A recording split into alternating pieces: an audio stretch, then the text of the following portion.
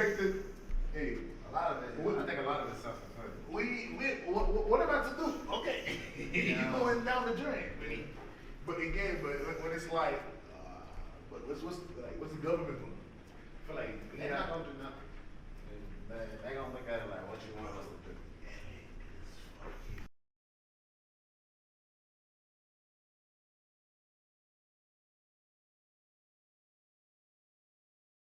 That's what you guys made.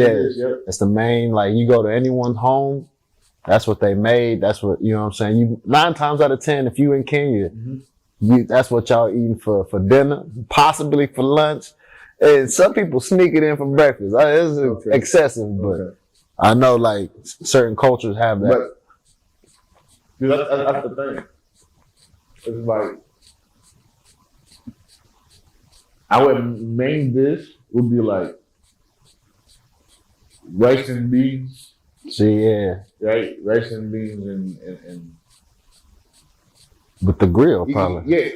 It could be grill or it could be like fried goat. What's fried goat? Is that like fish? No, goat. Oh, fried goat. Goat. You're right. Fried goat. I didn't hear the goat. I just heard fried. Yeah. Like, wait, you fried, huh? What's fried? It's fried. Fried goat. I got you. Which one? Yeah, fried goat. Yeah. Okay. It could be. It could be chicken. It could be fish. It could be, but the combination is plantain, pickles. You know what I'm saying? I mean, yeah. Just like with us, like I said, it's ugali. If it's not ugali, they done switch it up. They do some rice. there you go. You got your rice with your beef stew, chicken stew, or, you know what I'm saying, cabbage. You know. But as far as I know, the cultures aren't too far off. You know what Nah, I'm saying? it's not. Yeah. But it's just like it's just the language. It's because you know, like a lot of stuff is more tribal. 100%. I mean, it's more Do tribal. y'all have tribes? No, I don't know. No, we don't. No. Because I know for sure we have tribes. Yeah, you guys got like almost like 70. 7, yeah. Yeah. So 70? Like Like 7. 7. Yeah, about 7 now. 7. I'm about to say 70. You taught me something. Nah, for sure. Definitely tribes. but I know you guys tribe. You guys could separate your tribe in like 3 separate. Yeah, like everyone's still from Kenya, but it's different. It's different tribes. You got the Luos, Kisi, the Kuyus, the Maasais. Mm-hmm. You know, this is everybody identifies. You know what I'm saying? It's like if you're a Luo is like to let everybody know I'm a Luo. I ain't no Kisi. I ain't no. You know, it's funny. It's not like a gang, but it is, because that's kind of the way that they uphold themselves. Like, I ain't no Kisi. Yep. Like, why you gotta say it like that? I ain't one of them. Like, It's almost a disrespect. yeah. Like you say, I'm Kisi. Yeah. Are you Kisi? What do I look? You know, like people. Yeah. That's how strong the tribes is. Yeah. But that's crazy. So no tribes. No tribe. No tribes. No tribes. So what's like No tribes. So if it's no tribes, what's like something that like Haiti identifies with? You know what I'm saying? We don't. I swear, we don't have that. We don't have that. Haiti don't have that.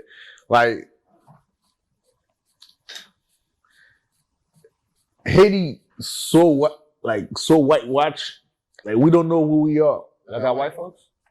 Yeah, it's a mixture. Yeah. It's a mixture of white. I'm not gonna lie, I was surprised to see white people in Kenya. Every time we drove past, I was breaking my neck like, what? Yeah. How y'all make it out here? Like the funny thing is, like the church I used to go to, it was by a white man. Yeah. So I grew up with looking at this white dude, speaking my language. Yeah. Crazy. Yeah. Fucking your whole head up. Yep. You're like, oh, you speak Swahili, bro? Mm-hmm. Yep. How? Yep. Who taught you? Yep. Yeah, that's crazy. And you know, funny thing about Swahili is like, it's like I never know like Swahili was like a Arabic word. Arabic? Yeah. Yeah. Yeah. You just taught me something. Yeah, man. I'm from there. You taught me something. Yeah. Don't tell my people. Yeah. Yeah. It's Arabic. Right. It's an Arabic word. Nah, yeah. I don't speak Swahili, but I know it's for sure the native, like it's the native tongue. Like if you go anywhere in Kenya, that's what you may hear. But like I said, depending on the tribes, other tribes speak different. Like Luo, you got the Luo language, you got the Kisi language, all that. You know, that's why the tribes is important. Yep. You gotta know who you are. Yeah. That's what my dad is big on that. Remember where you came from. Hey, hold on, player. I was born out here. All right. Yeah. But I don't. Because I didn't go with my father. So I like brothers and sisters. I grew up being the only child. Oh, you're the right? only child. No. I have a. That's tough. I have a. Here's a funny thing. I grew up to be the only child, but my mom had a previous child. Okay. But so he didn't stay with my mom. Yeah. Like he stayed with my grandma. Yeah. So we barely see each other. Like, yeah. You know what I mean? And then my father had a child in the state. Yeah. So so I just live with my mom. Yeah.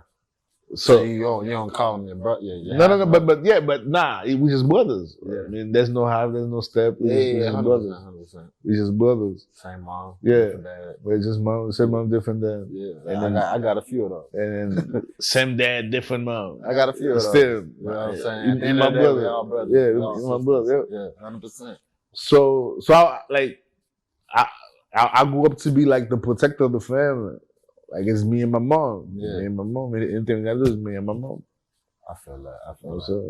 So in Haiti, like there's no really a sense of self. Yeah. That's what I'm saying. Like things like that. You're gonna see it more in Africa. You know what I'm saying? Because you guys, it's that culture. I mean, I feel like a lot of us who end up in different island, different places, is some of us that we got sidetracked and things like that. Yeah, like we like me as a Haitian, I'm supposed to know where I came from in Africa. 100%. You know what I mean? Yeah. So I know a sense, like I'm like, oh, if I know that, that's okay, because that's where everything started. If I know where I'm from, you can't forget where you're from. Yeah, so I know where I'm going. Moments you forget where you're from, you lost. Yeah, you gonna get lost in the sauce. Yeah, you lost. You know what I mean? 100%. You know what I mean? So yeah, man. So that's what I'm saying. So it's like only thing that keep me is like, yeah, man. You were born in Haiti. You grew up in church. You went to school. You know what I'm saying? You make certain promise to your mom. Trying to keep that. Yeah. You know what I'm saying? But it's not like I had a father telling me that's the plan, that's the plan for the family. Nah, yeah. None of that. I feel that. None of that. Can't relate. I ain't gonna lie, I had a father. Like I started living with my father when I was like 14. 14? Yeah. That's tough. How is that transition, like, being that you went 14 years before you? No, but did y'all have a relationship before that? No, but that relationship is over the phone. Over the phone. See, over the phone. I have a brother. He was in Kenya his whole life. He just barely got to the States maybe 3 years ago. Mm-hmm. But my whole life, we only spoke like over the phone. Yep. And it'd be real quick. I mean, like, what can we really talk about? Yep. We don't know each other. Yep. It's like, how you been? All right. And then hand the phone back to my mom. Yep. You know what I'm saying? And that was just like, he's always my brother. Yep. But we didn't grow up together. Yeah, there's a disconnect. Huge disconnect. Even now that he's here, like we still don't hang out like that because it's like we just didn't grow up together. Yep. You know what I'm saying? Like he's a grown man. I'm a grown man now, and it's like we missed a cool 20 plus years of, bro. You know what I'm saying? And that's my brother. It's crazy. It's crazy because my older brother, because me and my mom, my father like proud to come to the state. Mhm. But my older brother, he's not my father's son, so my father ended up putting him in paper. Yeah. So he ended up staying Haiti. So after a few years, like he got some papers, he moved to like Brazil. Yeah. So he been like we ain't seen each other for like almost 13 years. Yeah. You know what I mean? We talk. Of course, the communication is there, but it's not face to face. We on WhatsApp. Yeah. You know what I'm saying? But it's not. It's not an authentic, like real. Not because built we don't up. see each other. Yeah, We you don't. can't. I mean, You can't build a relationship like that. Like long distance is real. Like motherfuckers say they don't like long distance relationship. I mean, anybody who's trying to make that, who loves long distance relationship is just desperate anyway. Yeah. But it's just that distance in between really creates a disconnect. It's like now it's like with my brother, it's like we don't even know what each other likes. Like what you like to do, like, you know what I'm saying? Like the small things, you know what I'm saying? What you like eating, like just anything, just a little thing. You couldn't bring me back something to eat because you don't know what the fuck I like. Yeah, you just going with this. With the flow. Yeah, it's like shit. It's like, and then you know, like black people, we don't have we have like surface conversation. yeah. We don't have no deep It conversation. was never nothing deep, never nothing that you left it learning something. Everything is just real quick to the point. How you been? What you got going? Oh, for sure. Like we never ask each other like, what's your life goal? Like, how you like? You What are you trying? You see yourself in 5 years? Yeah. What you see yourself in 10 years? I don't think we ever had that conversation. We just catch it on the go. Like, oh, that's what you do. Yeah. Like, oh, you just bought a house. I didn't know. You got a kid now? Like, yeah, shit. Like, all right, that's my nephew. Like, All right. like we don't really walk each other through the steps. 100%. Like like some of us don't know what to follow. True. I'm not. But how is the Haitian culture big on family or? There's some that's it's family. Yeah. I mean that's what I think that's what Haitian means is family. Yeah. But there's some of us are broken. I mean, Yeah. Of course. Like my mom, my father's my heroes. I love my parents. Of course. But I feel like our heroes sometimes come with their own trauma. Everybody has a little bit. It passed down. Passed down from generation. Man, so Or you look at your family tree and you start trying to figure out like I've heard some people refer to their family like I'm trying to break this curse.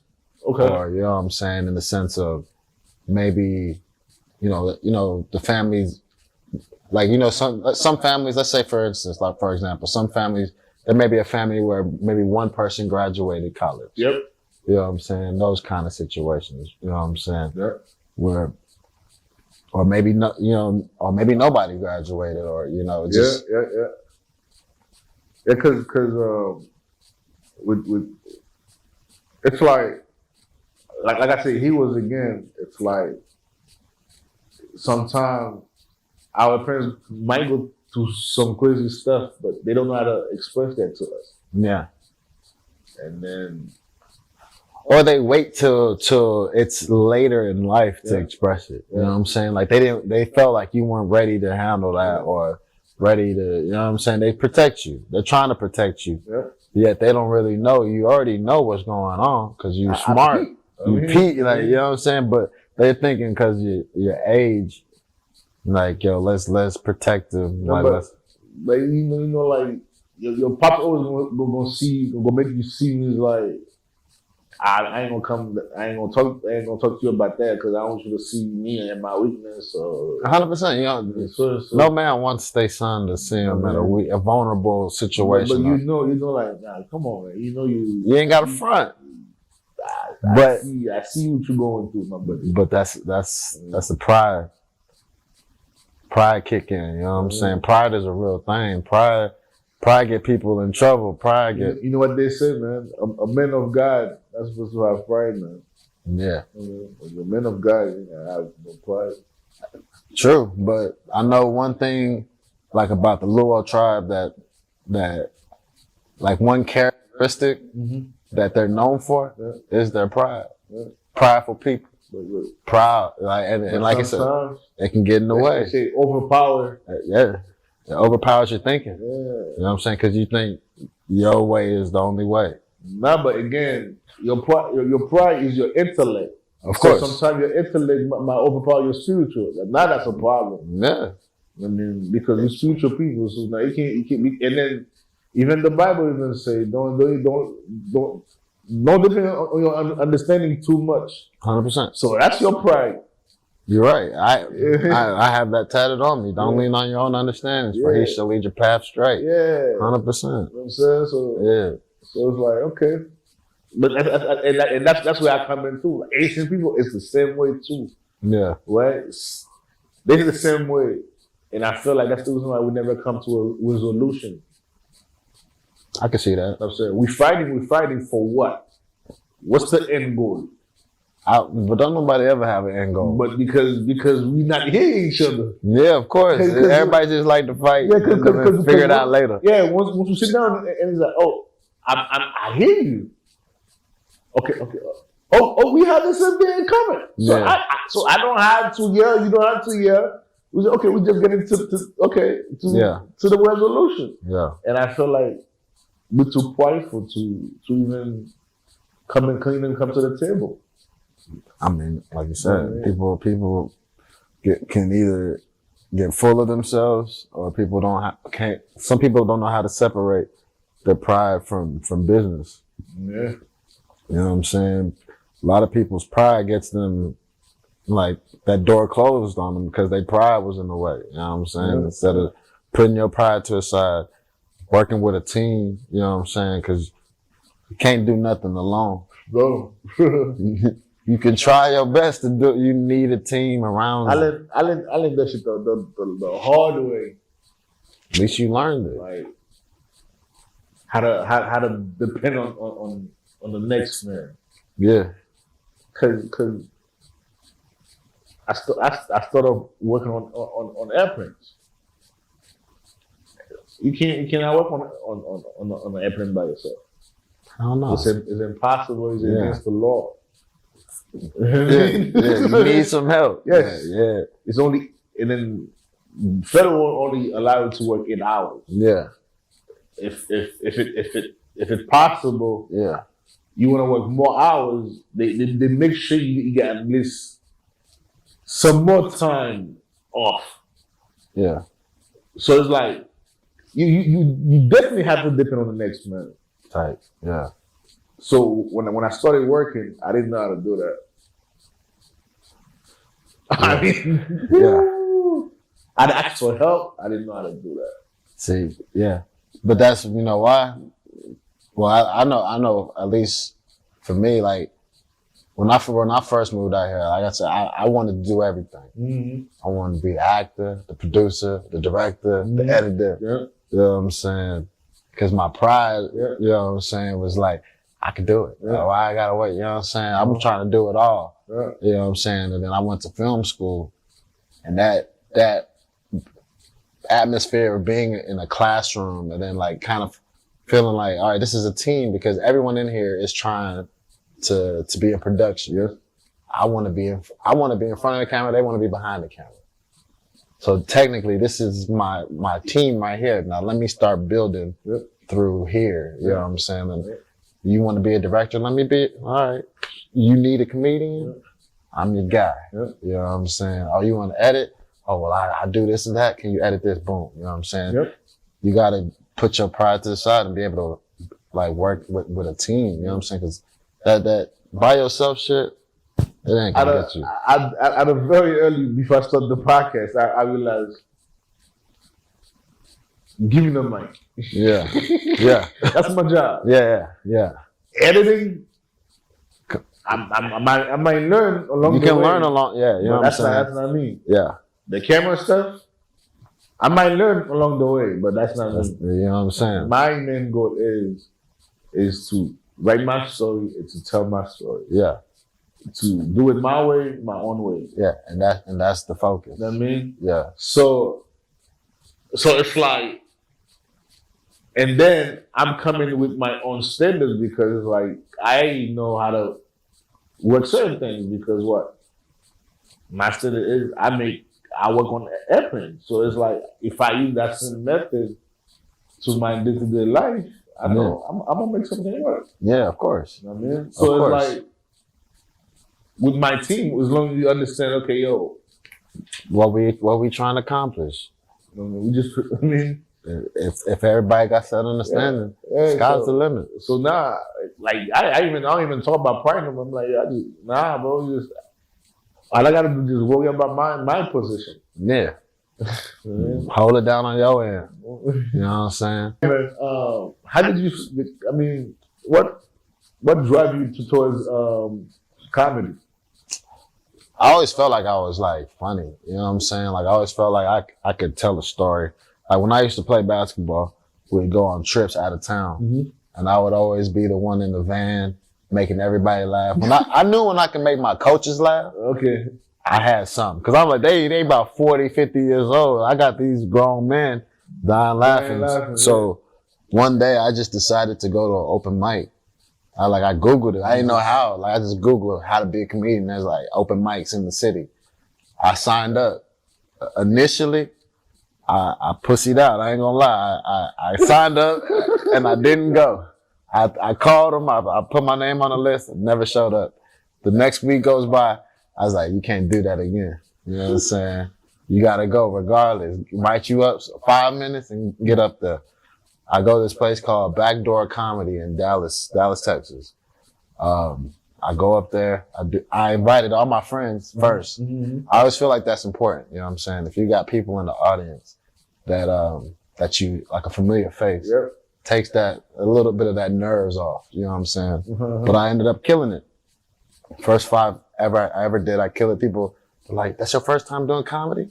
I'm like, yeah. I'm like, you should come back. I'm like, all right, bet. I come back. That's a good look. Yeah, I'm like, all right, I'll come back. I come back the next week. They gave me the same response, like, yo, you're getting better, you know? So I'm like, well, I'm gonna just make this a thing now. So I made it a thing. And probably like 2 weeks later, I posted 2 videos on Facebook of my open mics. Yep. I get a phone call from this guy. Yo, there's a comedian in Kenya called Eric Omondi. He's the biggest comedian in Kenya. So I get this call. They're like, yo, Eric's coming into town.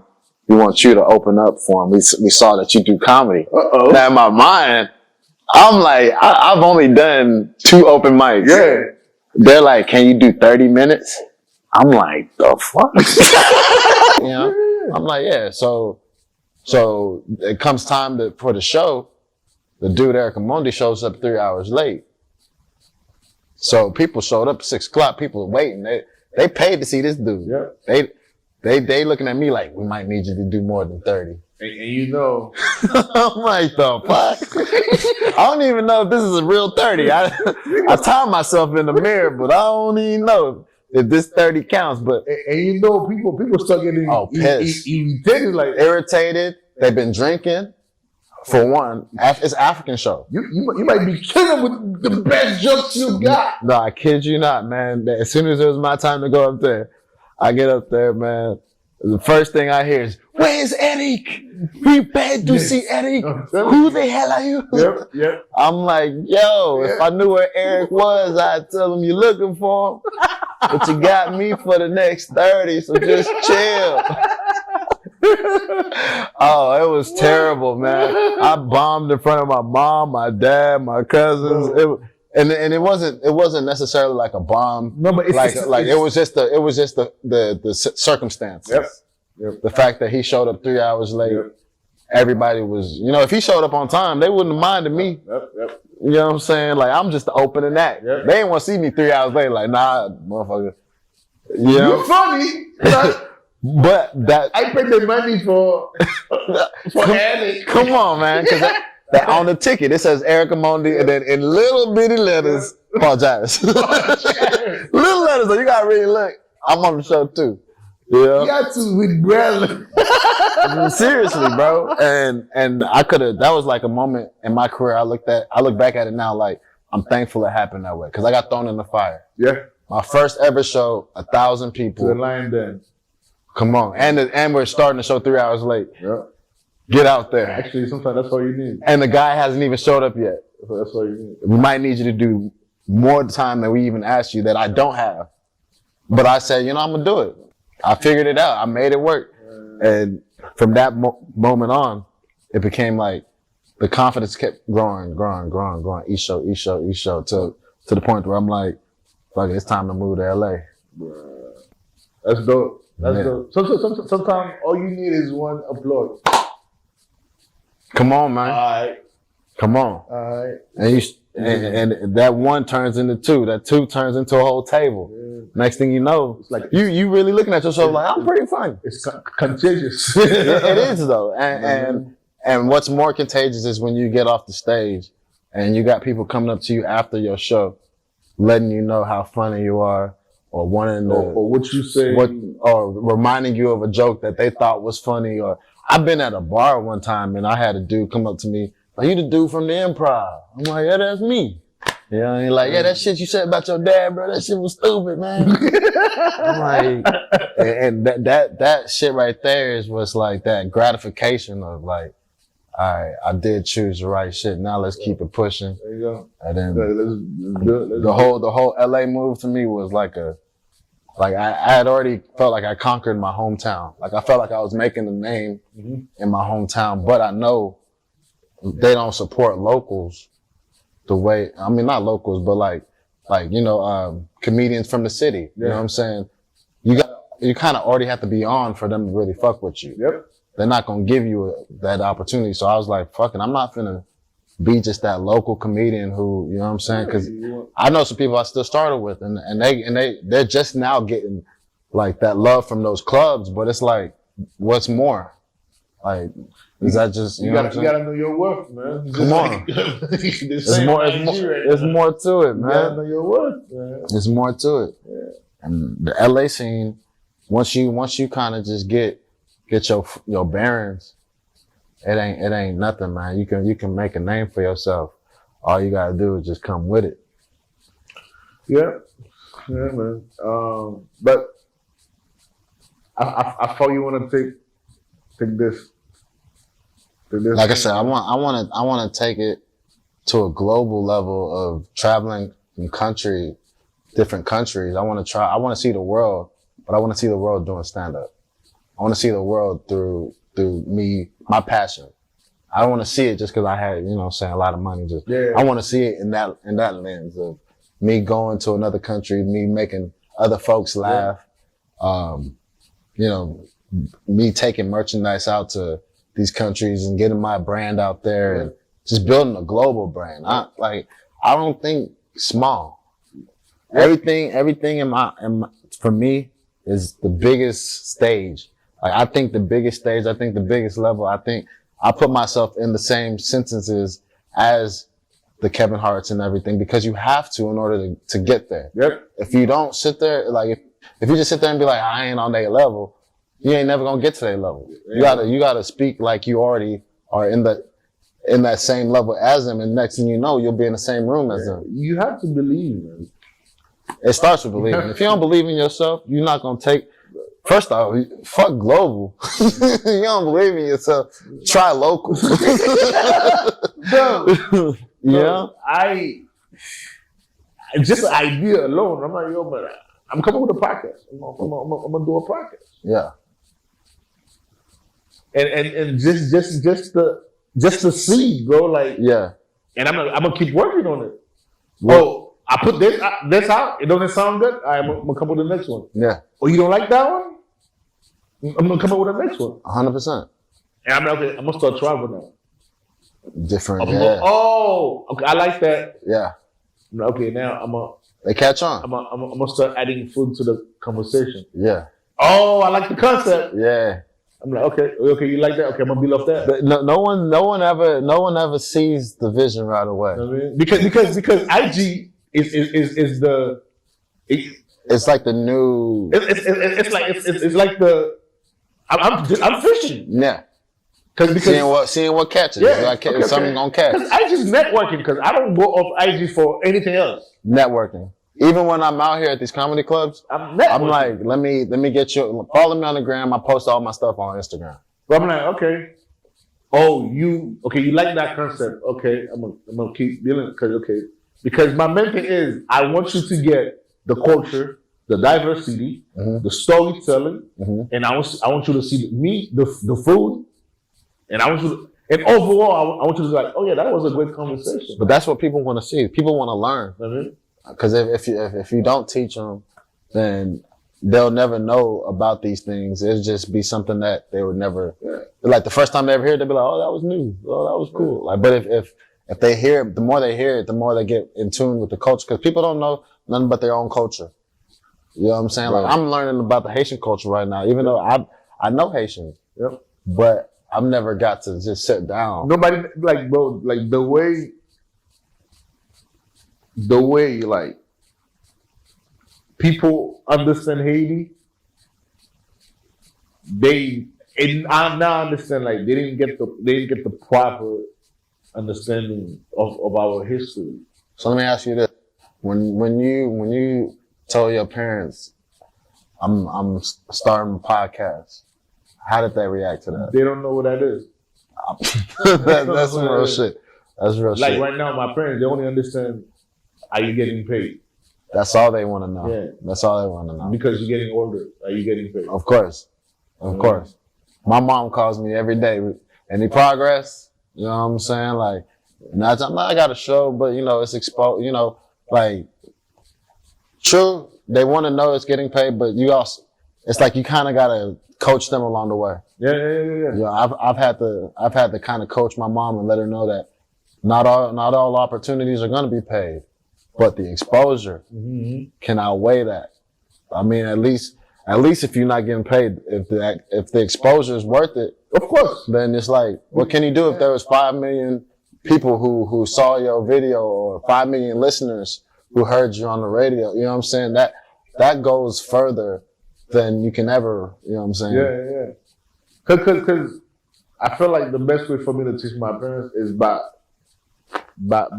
visual. By showing them like, hey, here's what I've been doing. Yeah, they need to see that in order to get that confidence. Because until you show them what you're actually doing, like my dad had to see me on the stage. He had to see me on TV to really take it. Like this kid, like okay, like he even tells me now, like I'm proud of you. Like I didn't. You made me nervous.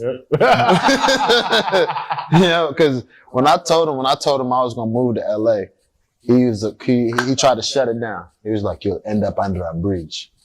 I'm like, "Damn, a bridge? Like that's kind of fucked up, man. Like, give me a chance." And like, he didn't realize that I had a plan. You know what I'm saying? Like, the plan didn't make sense to him because I'm 23, 22 at the time. But hey, you were young. Yeah, but at the same time, I'm like, but you gotta trust me on this, brother. And it wasn't even my first few years. There was no trust. You know what I'm saying? Like, but parents, they're like the toughest critic. If you really think about it, like, because for one, they want to see the best for you. So if they don't see the best, they start to panic in a sense. They're like, yo, what are you doing? Getting up there. But you know what's crazy though? I never got to worry about it's mostly my pops. Because I didn't grow up with them. Right? Yeah. But with my mom, I gained my mom confident long time ago. Yeah. And that's when I know like anything I want to do, I could do it. And of course. Because I'm like, once my mom believes in me, I'm good to go. Yeah. And I got that confirmation like when I was like 12. Yeah. Like she gave me the nod, like like, okay, you got it. You got it. You know what I'm saying? But it's my dad because I didn't grow up with my dad. So I met him when I was like 11. You know what I'm saying? He just came into he's just watching you from a distance. Yeah. And then when I came to live with him when I was 14, and I only spent 4 years with him. Yeah. My 4 years of high school. Yeah. And after that, I moved to Tulsa, Oklahoma. Yeah. You know what I'm saying? Random. So it's like like we never get. I mean, it's just him now trying to realize like, oh shit, who this guy is? Yeah. Because I told him like, okay, you want to buy a house? I show you how to buy a house. You can believe me. Yeah. And then now you got a house. That's crazy. And then everybody like, okay, maybe, yeah. You say, okay, Yeah. you could do that. Of course. I mean, They just got to see it I to. mean, It's like they got to see it to believe it.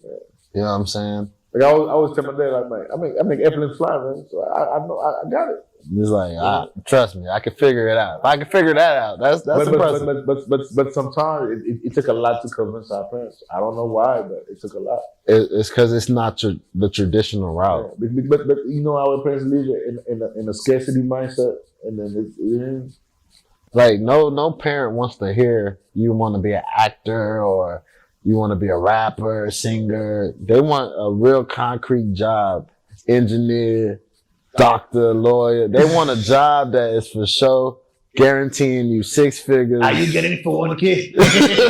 Insurance, benefits, sick time, all that. They want that kind of lifestyle for you. So anything other than that, like in my community right now, like I'm like one of the only few out of my like the Kenyan community who really chased what they wanted.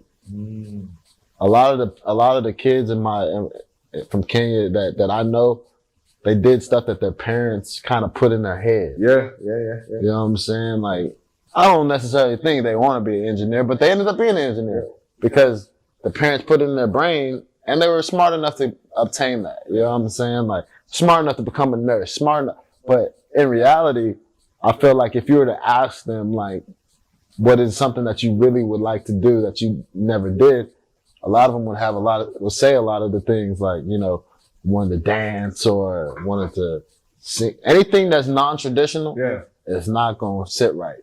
My dad was like, I told him I wanted to do comedy. He's like, that is a joke. No,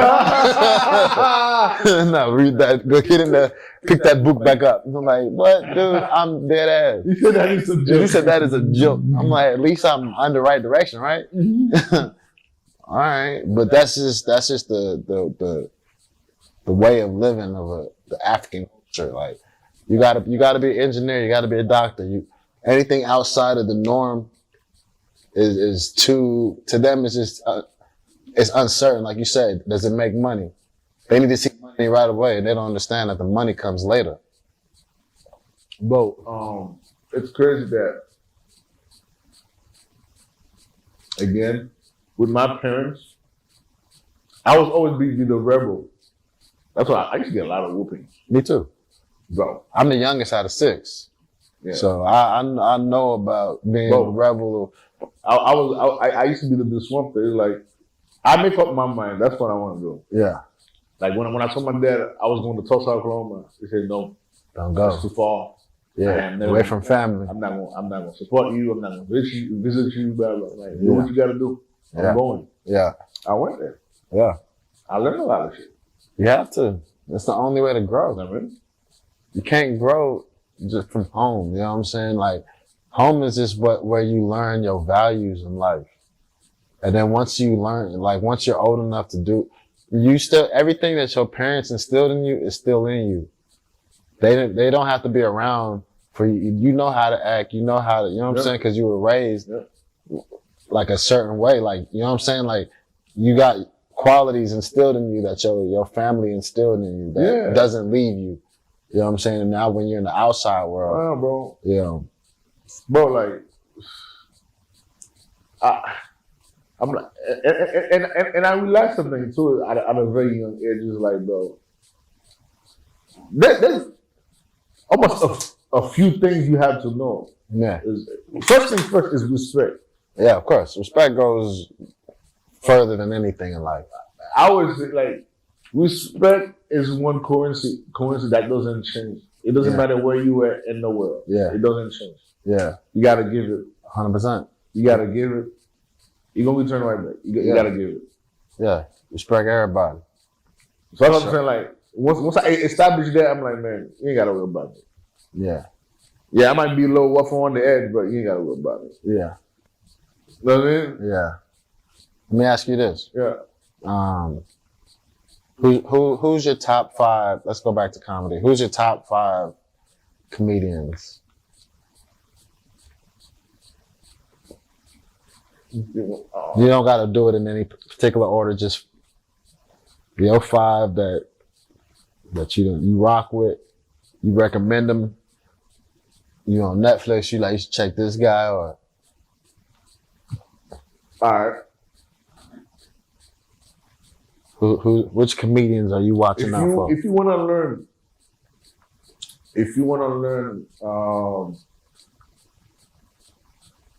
how to roast people, you should definitely watch Patrice O'Neal. Patrice, that's it. Okay. All right. Yeah. Like pound for pound, Yeah. uppercut, Yeah, I like that. mean uppercut. Yeah. Patrice O'Neal. Okay. All right. If you want to learn a language, different way of saying things, you definitely watch George Carlin. Okay. Yeah. You definitely gotta watch Pryor. Pryor? Yeah. He said, all right, that's 3. Give me And 2 more. then my last 2 is Dave Chappelle and Eddie Murphy. Dave Chappelle, Eddie Murphy. All right. You're more the older era, you know what I'm saying? Like, I didn't mean to say older era, like we. He called me old. But you said Pryor, Carlin, Chappelle, Patrice O'Neal. Patrice. Patrice is a sleeper for sure. Whoa. Yeah, sleeper. When you said Patrice, I was like, oh, okay, you watch comedy then. You know what I'm saying? Bro, like I'm a student. This shit like teach me how to speak English almost. Yeah. In a sense, if you think about it, you know what I'm saying? That's dope. I like how you broke that down too. You know what I'm saying? It's like if you want some language. Yeah, if you want some language. go George. Yeah. You want to roast a motherfucker, Patrice. Patrice, bro. Oh my god. There was a time in Comedy Central they used to have like some green rooms, like and then he come to the show like, oh my, woo. Yeah. That's lit. It's like see fucking Mike Tyson on his prime, bro. He ready. Yeah. Like the way he manipulates the language, the way he Patrice, man. Yeah, Patrice is a legend for sure, man. That's why when you said that as your first one, I was like, all right, you know what I'm saying? You're not just a casual comedy. No, bro, because when I moved to Tulsa, Oklahoma, bro, like, and Netflix was like, I'm watching that shit every day. Yeah. What else is there to do? I feel that. And you know, at the time too, Diddy had the first amendment, like when he had like different comedian coming to the show, whatever, Bad Boys, whatever. Yeah. Like I used to watch this shit. Yeah. Like Martin. So yeah, my top 5. is a little different. You know what I mean? I definitely have Martin Lawrence, Jamie Foxx. I do have Eddie. I got Marlon Wayans in there. I'm a huge Marlon Wayans fan. Me too. Yeah, you know what I'm saying? I'm a big fan of the Wayans brothers. Wayans brothers was my because when I came in 06, yeah. They were popping at the time. You know what I'm saying? Yeah. Like, I feel like I got a lot of my influence as a kid came from Marlon. Yeah. Like I wanted to be like Marlon. You was silly. Just silly, like just goofy, just over the top. Brother. Yeah, just over the top. I don't know. Yeah. Like, Shun was like, okay, he's the brains. Yeah, he's a logical one. Yeah. And Marlon just over the top. Yeah. Just I always drew to that character. If you were that over the like Martin. Yeah. Martin is my guy. You know what I'm saying? Jamie Foxx is my favorite all time. I mean, you from Texas. You know what I'm saying? And it's just like with Jamie, the reason why Jamie though is because he didn't just fall under that comedian. He showed you that you can be a comedian, but you can also take it further. Learn how to sing.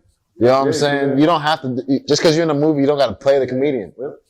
This brother won an Oscar. Yep. You know what I'm saying? That's impressive. Playing somebody else. Playing somebody else. Yep. Come on, that's impressive. Old motherfucker too. and in order to tap into something like that, you have to really be around that person. You really have to lock in the amount of dedication it takes. You know what I'm saying? Like I got the like you say, Jimmy Foxx, man. These niggas had game, but he was. You remember the Jimmy Fox show? The Jamie Foxx show is one of my all-time favorite sitcoms. You remember Fancy? Fancy, yes. You know she's Haitian, right? I didn't know that. Yeah, go sell. Like, yeah. She's on the show now. Yeah. That's crazy. That's Fancy. Yeah. That is, man, and it's like his personality. Like the reason why I love that show so much, I felt like his personality with the ladies reminded me of myself. You know what I'm saying? Okay. Like that's how I flirt in that kind of way, like in a goofy manner. Like, and sometimes it works, sometimes it don't. You know what I'm saying? Like, but the whole concept of how he was just chasing Fancy, shit, you know, like I love that whole. Sitcoms, anything sitcoms. You know what I'm saying? No. Like, Yeah, that's dope. The way you do it, that's dope. Yeah. Like I said, Martin. That's good writing. No. The writing, like when you go back and watch it, like they told a story. Yeah. And every episode had, at the end of it, it had deeper meaning. Yep. And that's how you're supposed to do the shows. Like the shows are supposed, something crazy happened, but there was a deeper meaning behind it, or the resolution of the show had a deeper message why you shouldn't do this or you shouldn't do that, or you know, like Fresh Prince of Bel-Air, that was one of my shits. You know what I'm saying? The episode when Will got shot and Carlton was in the hospital. That shit was. That's like those. I'm huge on '90s, like '90s sitcoms, like early 2000s. Sister, like all those kind of. You see, that was like my era of like. Do you remember the Hughley show? The Hugleys. That one was cool. I felt like that was more later. Like that, I compare that to like but I put the Bernie Mac show over it. But it reminds me of the Bernie Mac show. Yeah, I love the Bernie Mac show. It's and then because they're playing themselves. In that era, sitcoms was definitely like that's one thing I do want to accomplish. Tap into sitcoms and like I at least want my own. You know what I'm saying? Like at least the opportunity to film it, like, cause I have ideas for, like, I have ideas for my own shows. I'm just waiting for that opportunity to meet the right people who can make it happen. You know what I'm saying? Cause sometimes you can, like I said, like we were saying earlier, like you could do things on your own or you could do things the right way. Yeah, well, man, you gotta find people who align with the vision. In line with the vision, you know what I'm saying? And you don't want to rush the vision just because, you know what I'm saying? Like once they understand that, everything's gonna be floating. 100%. Once it, like, and you gonna know, bro. That's the reason why like some stuff just happens. You know what I mean? Who's as far as music goes, who you listening to? Who do you listen to get you? You didn't name your top 5. I thought I did. Okay, let me name that real quick. So we got Martin Lawrence. Mm-hmm. Like I said, reason why from Martin is just his energy. I think you did name your top 5. I did. It was Martin.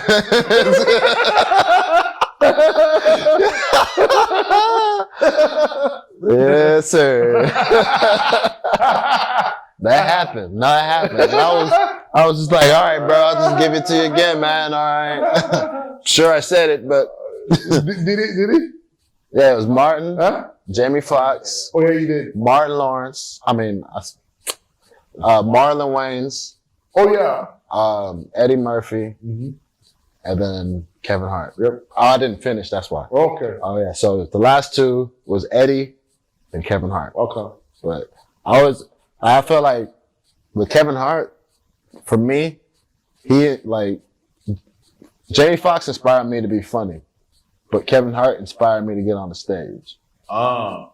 Like when it was like Kevin Hart's one of his earlier specials that like when he was like, all right, like that special, like I used to recite his jokes to people like doing his impression. Yeah. Like, you know what I'm saying? And that's whenever I started kind of falling in love with the stand-up. I'm like, cause I always loved comedy. Yeah. I like sitcoms. I like anything that made me laugh. Yep. But stand-up comedy, I gotta give Kevin Hart some credit for at least some kind of influence. Nah, but yeah, and the way he's the confidence of a giant. To be so little. You see him in person, bro. This guy is legit. Like, he's a tiny dude. He's about 5'2". You know what I'm saying? He has the confidence of a giant. But he's the shortest dude, but yet the biggest guy in Hollywood. Yep.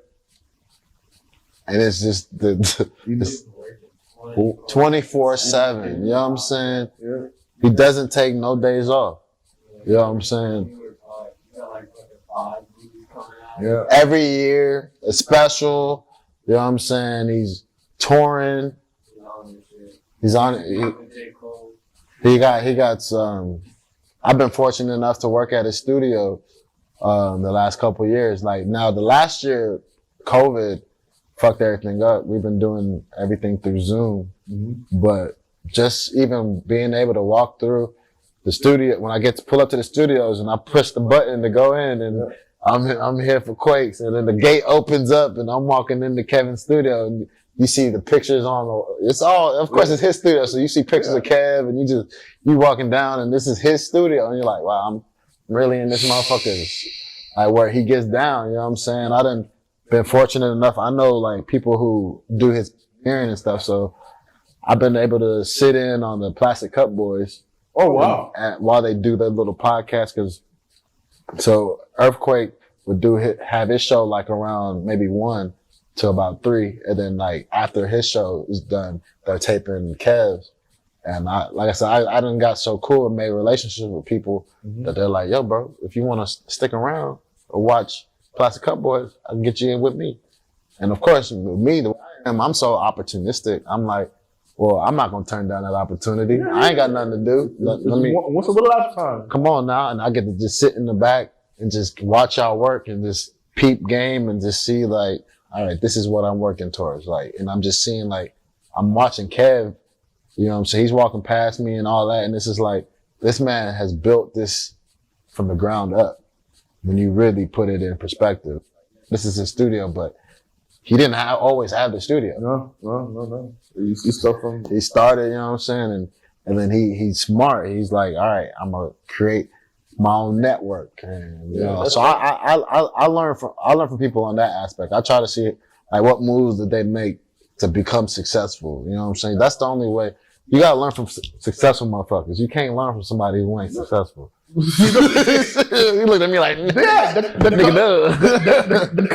nigga. That whole sentence doesn't even make sense. It's like, you haven't done anything. What do you want from you? Exactly. Mistakes, but you gotta learn from people's mistakes too. I mean, smart mistakes. Like, think about it. Like, you ain't got a license, you driving. What the fuck? I mean, shit, you gotta get to where you gotta go. Yeah.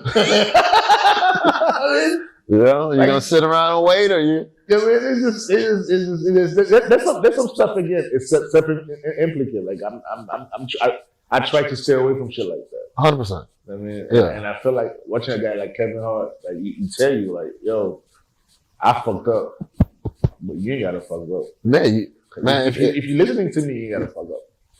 Yeah, as long as you can see, because the guy gives you like, let me explain.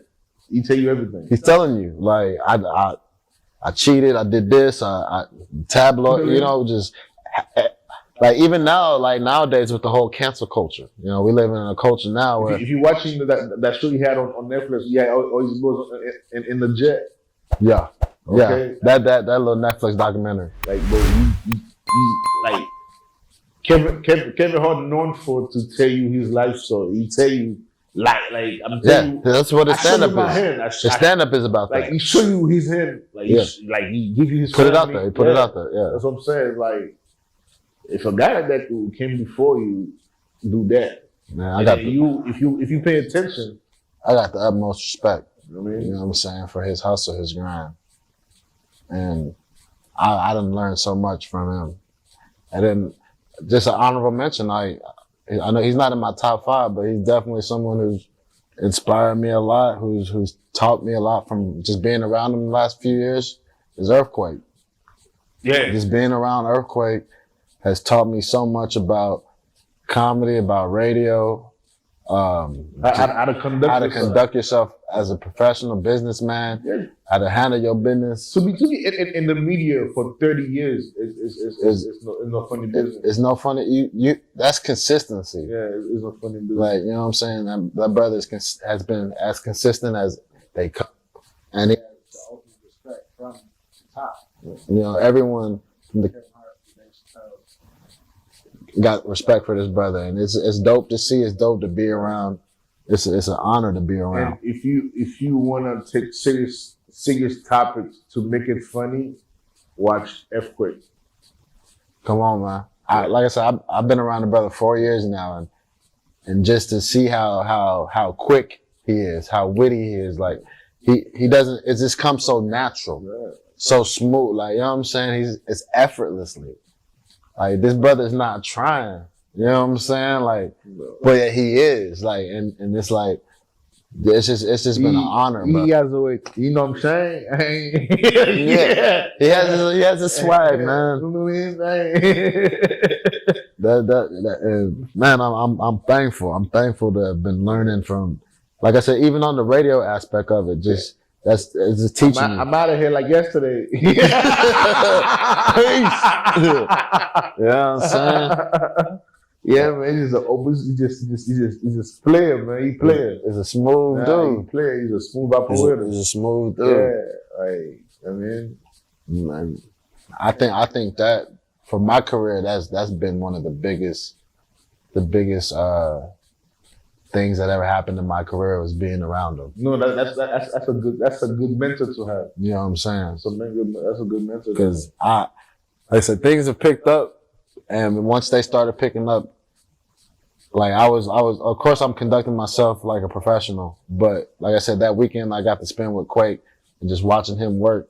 Like I said, I didn't go up that weekend. It was just strictly just me, just watching the OG, watching him work, and just what I took. Like I said, what I took from that weekend was patience. Yeah. Like, you don't gotta rush. You don't gotta be on that stage feeling like you gotta get it out. Let them laugh, enjoy it, take a sip of your drink. Yeah. You know what I'm saying? Let that laugh digest. Your boy, You know what I'm saying? Player, you know what I'm saying? Yeah, let that Smooth shit- dude, let that thing fly, man. you know what I'm saying? And we gonna hit them where it hurts. Yeah. Like, we ended up make people laugh, and that like I said, that coming back to LA after seeing that, my confidence was already through the roof, but that just put me on another level. That put me on that level of I'm that trajectory. Like, I'm right there. Yeah. I'm right there. So now every time when they call my name for the stage, it's even like different when I walk up to the stage, because it's feeling I'm about to shut this bitch down. Got that swagger. You know what I'm saying? like if there's 6-7 comedians on the show, I'm in there to be the top. I'm in there. At the end of the night, I need you at least saying something from what I said that stuck in your brain, or I need you thinking, like, out of everybody, this motherfucker brought it. Yeah. I'm in there to kill every night. You remember something? Something that I somebody's said. name I mentioned. Something I said, Yeah. a name or A something that you thought story. was crazy, Yeah. like whatever it may be. My whole goal when I get on that stage is to be the best one that night. Yeah, I don't care who is going after me, who the headliner is. You gotta have that mentality. You know what I'm saying? Like, I want you to do two things. I want you to laugh or think. If I happen to make you do you both, can do both. shit, job well done. When I got you doing both, Yeah, means job well done. I've arrived. Yeah, job well done. The potential I saw 8-9 years ago has arrived. Yeah, I just want you to think with me. Come I want you on. to think with me. I don't think I know everything. But stand up is you're taking people along for a ride with you. That first joke is your most important joke. That's how you hook people. If your first joke ain't hot, your next joke better be better. You better save you, because that second joke, if that first joke flopped, that second joke, if it flops, you lost their attention. People on their phones now. Yep. That's why it's always, you gotta come out hot. I'm coming in hot. You know what I'm saying? Like, off the rip, I'm hitting you with some haymakers. I see you be coming with the nene and shit. It just depends, you know what I'm saying? Or I'll throw in the Lion King, the little circle of life, if you're playing, you know what I'm saying? Like, on some royalty shit, you know what I'm saying? it's just whatever you can do to just, cause when I do the circle of life, it's different. It's not something that they're used to. Like, so being like, and you're like, what the fuck? Why did you come out to this? Off rip. Why you sound like that? Yeah. And I'm out here acting like I'm the king. You know what I'm saying? So it's like, it's just, it's just that's just like an attention grabber. Now I got your attention. Now just, once I start hitting you, like I said, the first joke hit, they're going to listen to you the whole time. You got their attention the whole time. And it's just up to you. You just don't want to be just up there talking, but you also want to just be hitting them. You know what I'm saying? And That's just the love. that's where the love of stand-up. Like I said, it's a true craft. Over the years, you'll start shaping out your set, and the next thing you know, you got to go from 5-minute sets, 10-minute sets, 15-minute sets. Now they're asking you to do 30. Now, once you get to that headliner stage, you're doing an hour. You know what I'm saying? And just the evolution, you know what I'm saying, is because I remember when comedy clubs was only giving me 5 minutes. You know what I'm saying? Now I get nothing less than 50. And it's like, now I feel like I get to work. Yeah. I get to really, you know what I'm You get saying? to go on 5 minutes is cool, but people don't realize how short 5 minutes is. Yeah. That's like maybe three jokes. Yeah. Maybe 4 if you're pushing it. But that's what I go back to the whole earthquake thing where you rushing. You know what I'm saying? You're rushing to get everything out because you only got a certain amount of time compared to taking your time and really manipulating the crowd, because what's going to happen is when you take your time, what they're going to tell you when you get off stage is you look so comfortable up there. Like, you just look like you belong up there. Like, those are the feedback you get once you start taking your time. When you rushing, you can be funny, but you still, it's rush. It's still a little something that is, you know what I'm saying? Like take your time, be smooth with it. Next thing you know, the whole overall production of what you got going on is, the quality just went through the roof because that was what was missing. Yeah. You were just in a rush. Yep. Trying to get all your jokes out. Just, I gotta get it out. Cutting people off they laughing. Yeah. Why you cutting them off? That's what I'm saying. That's what I was doing. I just gotta get it out. I just gotta get it out.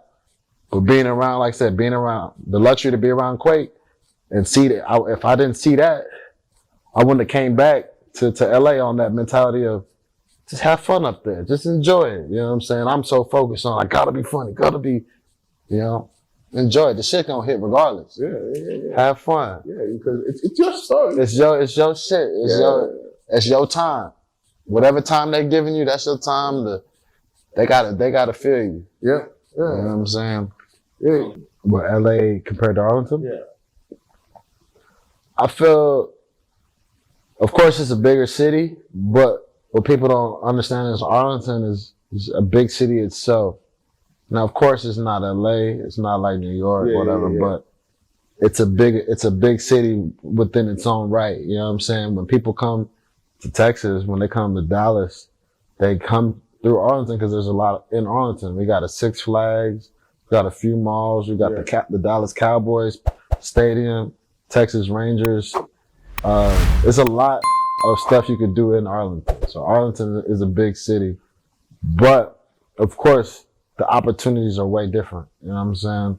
LA, I have a love-hate relationship with LA. It's like, I love the opportunities, but I hate the people. I love the opportunities are great, man. Like, you could really, if you could really do things on the scale you saw yourself doing. If you saw yourself on that big scale, like you can really achieve what you want out here. Yep. Compared to being in your hometown.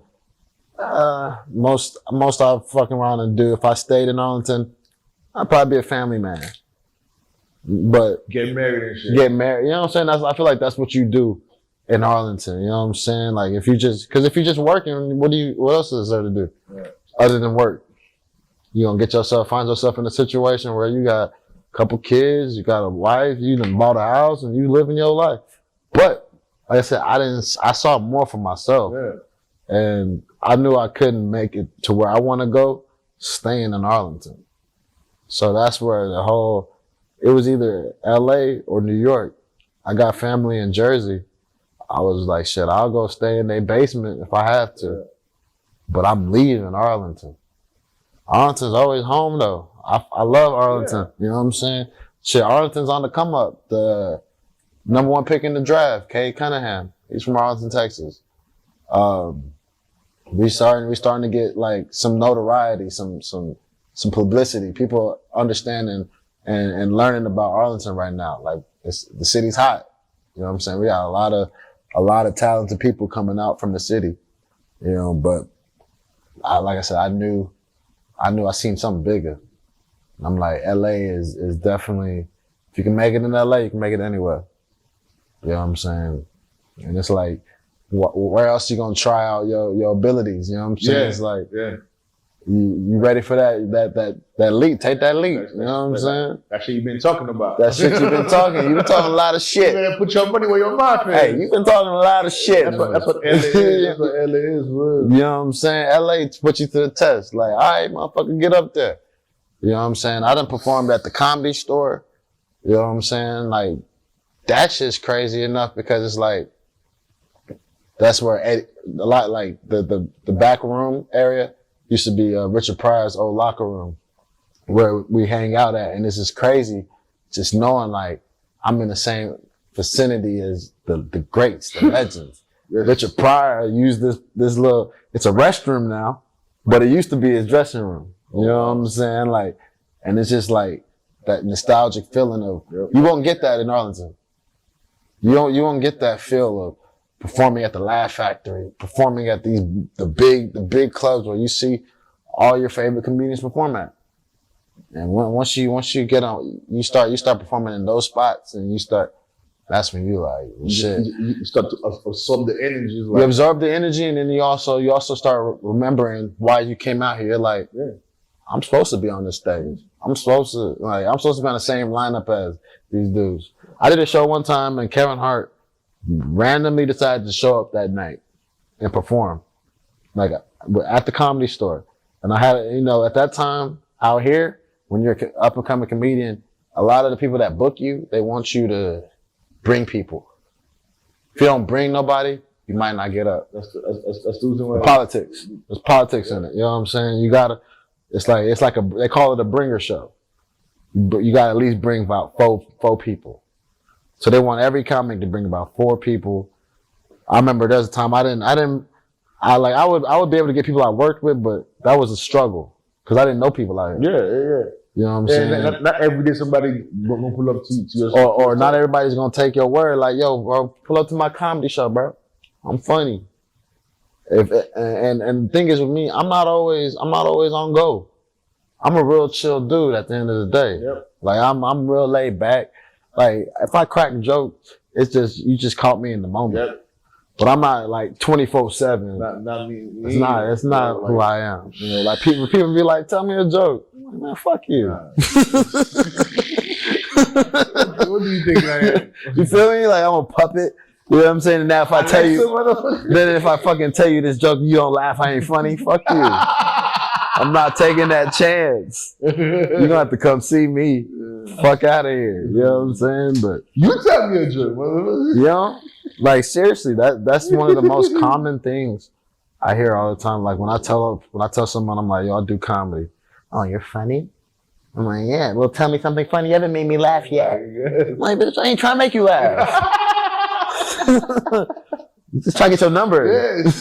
That's it. Yes. You pull up to a show, like let them chicks laugh. You know what I'm saying? Like, but that's how you gain. Like now it's crazy because, but like I said before, I used to not be able to get nobody to my shows. Now I'm getting at least 25, 30 people each time, and it's like the growth. Just seeing how far I've come in such a little time. Like I said, I used to not be able to get I wouldn't be able to go perform because like shit, nobody came. I couldn't get nobody. But it's like when people start really seeing how hard you've been grinding over the years, they see you, oh, you still doing it. That's what a lot of people got to see. A lot of people, when they see, consistent. Oh, he's still doing comedy years later. You know what I'm saying? It's like, all right, now they start gravitating to it. Then they start seeing you actually booking shit. then they see you getting gigs, you getting TV gigs, and then now they're on board. You know what I'm saying? Now it's just up to you to just stay consistent, have your shit ready. Because like I said, now, like before I couldn't even get 2 people out. And that shit was fucking with me because like you said, you can't perform. Mm-hmm. It's the politics behind it. You know what I'm saying? But you can't get these kind of opportunities anywhere else other than possibly New York, maybe Atlanta. You know what I'm saying? But the last you gotta know the method. I'm telling you, man. You gotta move the piece on the board. The pieces, and you gotta be ready for your opportunity. Of course. Like you don't know when the opportunity. Like I was hooping. I was just playing basketball one day, and I met one of my homies. At the time, like we didn't know each. We met that day, but we ended up becoming so cool because we were killing on the court. You know what I'm saying? We were like D-Wade, LeBron. That's how we became cool because we kept winning. So then, you know what I'm saying? We became friends over the time. Revolt hit him up and was like, yo, we got this new show called Funny AF. We're looking for comedians. We want you to be a part of it. He's like, man, I really only do like the skits and on the acting, but let me refer to you to my guy. The next thing you know, I get a text from the producer, like, send us a reel. I'm like, well, shit, I put all the videos I had together of me doing stand-up, sent it in. Fuck it. Let's see what happens. Just like that, boom. I get that text back. We're gonna put you on season 1. I'm like, shit, just like that. Just off of relationship. First off, the whole relationship just came from just competitiveness. Playing basketball. Okay. We winning. Our team is winning. We became close because it's like, are we cold? We should always be on the same team. Yeah. Next thing you know, the relationship grows. He gets that opportunity. He throws me the line. Nobody likes to lose. You know what I'm saying? But if you have somebody on your team that is just as hungry to win as you, that you know what I'm saying? And when he threw me that lob, I had to make sure that I came through for him. Because he came through for me without me asking. Like, he didn't even know me that well, if we're really being real. Mm-hmm. He didn't know me that well to throw me that kind of lob. That was like a blessing. Yep. You know what I'm saying? Like, well, shit, I do know a comedian. Boom. Yep. And then it was just like, those chances right there, those are your chances. Yep. You know what I'm saying? Those are your moments where it's like, shoot. Like, and I'll say this real quick. So I ended up killing that special. And I remember the producers hit me up. They were doing season 2. And they were like, do you know anybody who would want to be a part of the show? I'm like, I could throw y'all a few names, but if anything, I'll let her come back. You know, just kind of just showing that initiative, not knowing, like, closed mouths don't get fed. Like, let me just see. Yeah, there you go. You know, I'm like, yeah. They're like, let me talk to the producers. Let me see what they say. Come to find out, I was their favorite from the season 1. And they were like, they loved you. We want you to, if you're down, you can be on season 2, but the only thing is we're filming it next month. Now, what this taught me, this moment in my life, what it taught me was why preparation is really key. Yep. Of course, I'm never going to say no to opportunity, ready or not. Mm-hmm. Season 2, I wasn't ready. Like, of course, I wasn't going to do any of the jokes I did season 1, but I wasn't ready. I didn't give a great performance. And I'm thankful they didn't use that shit and put it out. I'm thankful they didn't, because that would have been on my resume. I'm so glad they didn't, but it taught me a valuable lesson on why to be prepared for your moment. Gotta get ready. Cameras were on, studio audience. Gotta be ready. Gotta be ready, bro. And in that moment, I could honestly say I wasn't ready because I was doing jokes that I hadn't worked on in a while. You know, like what comedians, a lot of comedians, they have sets that they work on. Like, you know what I'm saying? Like if I have a 10-minute set, I probably practiced that 10-minute set for however long before we got to this point. But like I said, I only had a month to get ready for this one. And I really didn't go to any open mics to really polish anything. So everything was just me saying old jokes that I haven't said in a year, maybe 2 years, and they didn't come out right. And sometimes they're gonna be out of sequence. It was out of sequence. This didn't come out right. That was, and I look back at it like I had a chance to be on another season of that show. Like I had another chance to add to my resume. You know what I'm saying? And maybe a year later, I got the opportunity with Amazon Prime, and I would look back at that moment, and I was like, I'm not gonna let that happen again. Yep. Now with this Amazon Prime, I'm like, same concept. I had my jokes ready, but I was going to comedy clubs and I was perfecting them.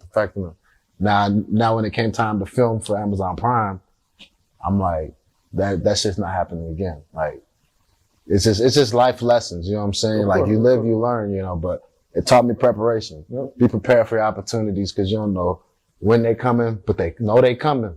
Opportunity meets preparation. Man, know they coming, bro, because they coming, and when they do, just, you know what I'm saying, be ready to ball out. You gotta ball out. Ball out. That whole story reminded me of Matthew McConaughey wrote a book, Green Light. Yeah. And he tells the whole story about how, you know, like he was just used to just going in and nailing like an audition and getting that job. Yeah. And he goes in and he's like, I'm not even gonna read the script. Like I know who my character is, that's just how I'm gonna play. Yeah. And so he took like $10,000 for this job, which was one scene. And so he gets there, he loves it. He's like for some reason, like 10 minutes before he starts rolling, decided to look at the script. He had a 5-page monologue in Spanish, and this fool was like, "Fuck." Yeah. He's like, "Can I get 7 minutes, please?" Yeah. Now he's trying to, To memorize all that stuff. in 7 minutes. Yeah, he was just like, preparation. It came out ass. I'm sure it did. Prepared to be free, to have freedom to do what we're supposed to do. Hey, I'm sure he looked back on it like that was probably one of my worst auditions ever. You know what I'm saying? Because in that moment you feel it. You're like, oh, this isn't going right at all. I don't even speak Spanish. You feel me? How did I end up a Spanish and I role? memorize that in 7 minutes? Who am I playing? El Chapo? Nosotros. Turned into Narcos. His book is really good. Yeah. Oh, man. I like he's from Texas too. You know what I'm saying? Texas brother. I fuck with anybody from Texas. He's got a cool little life story. Cause I'm telling you, that is a real thing, man. Cause you don't realize until you get that opportunity. And then I'm just thankful enough I got another opportunity to do another stand-up special. You know what I'm saying? Because there's like, since I've been doing it, I know a lot of people that haven't even got the chance to do one. You know what I'm saying? So I'm thankful every time. But that second one was like, I took it for granted the second time around. It was like, I can just get up out my sleep and just do this shit. You know what I'm saying? Like, I can just show up and be, you know. You be like that sometimes. But you know what that was? That was my pride. Right, man. That pride, that ego kicked in like, I'm funny anyway. You know what I'm saying? No, you're not. you better prepare. You know what I'm saying? You think Kevin Hart and all these folks are just getting up there for like with Kevin Hart, for instance. I just seen him a couple times at the Haha recently. He's only out and about right now because he's working on his next special. Yep. He's putting in that ground level work that people don't see. Repetition. You know what I'm saying? Now the people only see the specials. But if you were living out here, you would know that he's at this club tonight, or he's over here tonight, or he popped in. Like I hang out at the Haha Comedy Club. Like it's down the street from the crib. That's like my home base. So like I'm just always there, and he's been popping in and out. You know, you get any comedian that you can think of will just pop in on a regular night, work on the material, and then that same stuff you heard him working out is eventually what you hear on the special. Yep. Like, and it's if we're talking Kevin Hart, the top comedian in the world, is putting in this ground level work. You know what I'm saying? That it lets you know you just can't. Yeah. Kevin Hart just can't be like, all right, I'm shooting an hour. You can't. You can't shortcut the process. And even watching him work out jokes, not all his jokes are gonna hit. Like he'll tell you, like, lower your expectations. I'm working shit out. You know what I'm saying? That's where the funny comes from too. Is like once I let you know that now, Because everyone, Now you got an open mind. Okay, now I can try shit out now. You know what I'm saying? Because everyone's expecting everything he says be funny, but he's working out shit. He's building up a set to where he can put that out for a special, and it's just preparation will always come back for anything you're doing in life. Yeah. But I think, like I said, that was the biggest lesson I had since I've been in the entertainment industry, is really being prepared. You know what I'm saying? Because I feel like I've conquered the lights, the cameras, like being in front, like that's nothing. The actual product of what you're selling is what's more important. You know what I'm saying? Like, what are you really putting out there? How you telling it? How you telling it? And are you telling it to your best abilities? Because they're not going to let you redo it. Yeah. You don't get no second chance. You know what I'm saying? They get however long they're giving you. You got 10 minutes. Well, you got 10 minutes. But now go out there, do your shit. We may give you 12, 13 if you're killing it. You know what I'm saying? Just a little extra. But if you're not prepared in life, bruh, that shit will bite you in the ass. Yep. And then you gonna look crazy. Man, crazy. Man, like I said, I'm thankful they didn't put that shit out. That look crazy. I'm thankful. Like at first I was a little butthurt. I was like, I didn't make the cut. I was a little butthurt. But when I look back at it, it was one of my worst sets. Because just like you said, as an athlete, you don't play to lose. You don't play to lose. You want to be on the team. You don't want to play to lose. I'm like, I ain't make the cut. That's like whenever like you tried out for the team and the coach puts the list on the wall and you got to go look for your name. Right. And I'm like, season two. Like I was telling you, I need time I tried for the basketball team 4 times. 4 times. You looked at the paper 4 times. Like, All right, next year. Senior year, it gotta be like, senior year. I'm almost 18. Yeah. I'm a grown man. Nothing. Nah. It's like, what? Like I said, I give you credit for going back every year and trying. Like that lets you know, like, no, but that's if you had six more years of eligibility, you would have made it eventually. I'm living on hope. If they gave you 6 years in high school, I think you would have made it. Oh man, I could have made it on my. No, but we do a lot of self implication. Yeah, I mean, we do that, and we do that shit upon ourselves. Everything is upon ourselves. Like people don't realize the power of the tongue. You know what I'm saying, you speak a lot of things into existence. Yeah. Your energy, the energy that's around you is real. You know what I'm saying? Like I said, I speak about, like I tell people about the strip club because it was a moment in my life that became dark. I'm not a dark person. I mean, I've been called dark, but I'm not a dark person. Yeah, you know what I'm saying? My pigmentation. Yeah, that's debatable. You know what I'm saying? But as a person, I'm not dark. But that environment, that industry. Your soul is not dark. Yeah, but that industry put me in a dark place. Of course. You know what I'm saying? For the first time in my life, you know what I'm saying? I felt like the energies around me were getting the best. You know what I'm saying? And it was pushing me down a path of dealing with strippers and just their lives are very miserable. They're miserable people. If you get to know them, you'd be like, I see why you do what you do.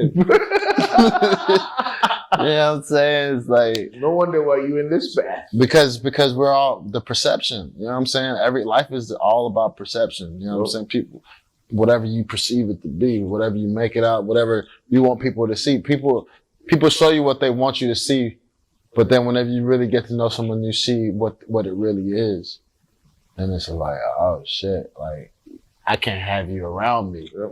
You're gonna bring me down. You know what I'm saying? You gotta really protect your energy and the people around you. If you got motherfuckers around you that is, if you can peep it, you know what I'm saying? Like they always negative, always down. Yeah, always saying, I don't think you should do that. Or you tell them like, I'm thinking about, I don't know, man. I don't know if they gonna fuck with it. You know, they're always ready to shoot it down because they can't see themselves doing it or accomplishing what you know what I'm saying? Like, one thing I would tell people, man, don't share too much. That too. Go share some more. That too. You don't gotta let everybody know everything. You just peep the game. Peep certain conversations you're supposed to have with people. That's some real shit right there. Like before you have the real conversation with temporary people. That's some real shit. You know what I'm saying? You don't want to give away too much. Yeah. You know what I'm saying? But just enough to they want more. No, because it's an exchange. So you tell me, I tell you. 100%. But I'm gonna tell you exactly what you want to know. 100%. That's some real shit right there. It's crazy, man. Again, ladies and gentlemen, you guys already know, man. It's the Griot Talk. I mean, it was a privilege for me to have Paul Jairus here with us. I mean, It was an honor, man. Like I said, this was thank you, my long brother. overdue. We've been chopping it up for Yes, a minute, sir. trying to connect, and it was dope to do that. And we're gonna stay connected, brother. We got to, man. Yeah, we for got sure. to. For real. Especially when I found out you was Haitian, bro. it made it a lot easier for me. I'm like, oh, you like my brother, man. Like Yeah, being right. Kenyan, you know what I'm saying? Just, like I said, I peeped what you was doing, man. I like what you're doing. Keep going. You know what I'm saying? Like, and got my support. Whatever you need from me, I'm there. Thank You know you. what I'm saying? Just like this situation. Yeah, it means a lot. Means a lot, man. Yeah. Means a lot. Thank you so much, man. Again, guys, you guys already know, man. It's the Griot Talk. We out.